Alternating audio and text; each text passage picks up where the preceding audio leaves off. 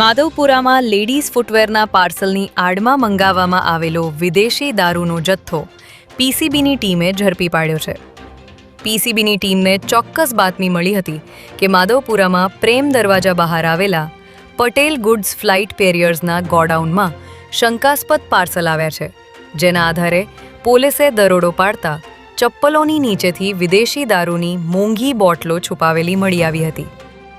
આ દારૂનો જથ્થો દિલ્હીના બવાના ખાતેથી મોકલવામાં આવ્યો હતો, ત્યારે પોલીસે અહીંથી વિદેશી દારૂની 32 બોટલો કબજે કરી દારૂનો જથ્થો મોકલનાર અને મંગાવનાર સામે ગુનો દાખલ કર્યો છે. અમદાવાદ ઝોન 5 LCB દ્વારા શહેરના વિવિધ વિસ્તારોમાંથી વાહનોની ચોરી કરતા એક રીઢા આરોપીની ધરપકડ કરવામાં આવી છે.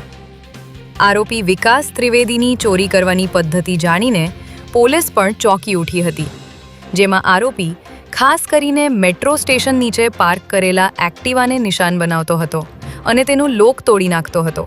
બાદમાં એક્ટિવામાં પેટ્રોલ પૂરું થઈ જાય ત્યારે તે વાહનને અવાવરૂ જગ્યાએ બિનવારસી હાલતમાં છોડી દઈ બીજા વાહનની ચોરી કરતો હતો. ત્યારે પોલીસની આ કાર્યવાહીથી શહેરના કુલ 9 પોલીસ સ્ટેશન વિસ્તારમાં નોંધાયેલા 14 જેટલા વાહન ચોરીના ગુનાઓનો ભેદ ઉકેલાઈ ગયો છે. હેમ્સોલ પોલીસ ચોકીની સામે 2 યુવકો પર હુમલો થવાની ગંભીર ઘટના સામે આવી છે, જેમાં હુમલાખોરોએ આ હુમલાને અંજામ આપવા માટે પૂર્વ આયોજિત કાવતરું ઘડ્યું હોય તેમ આરોપીઓએ પહેલાં આ બંને યુવકોની રેકી કરી હતી અને ત્યારબાદ જ્યારે તેઓ જોગણી માતાના મંદિર પાસે ઊભા હતા ત્યારે તેમના પર ત્રાટક્યા હતા.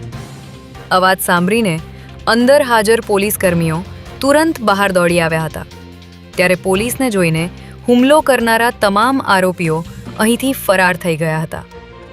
હાલ પોલીસે વાયરલ થયેલા CCTV ફૂટેજના આધારે હુમલાખોરોની ઓળખ કરવાની તજવીજ હાથ ધરી છે.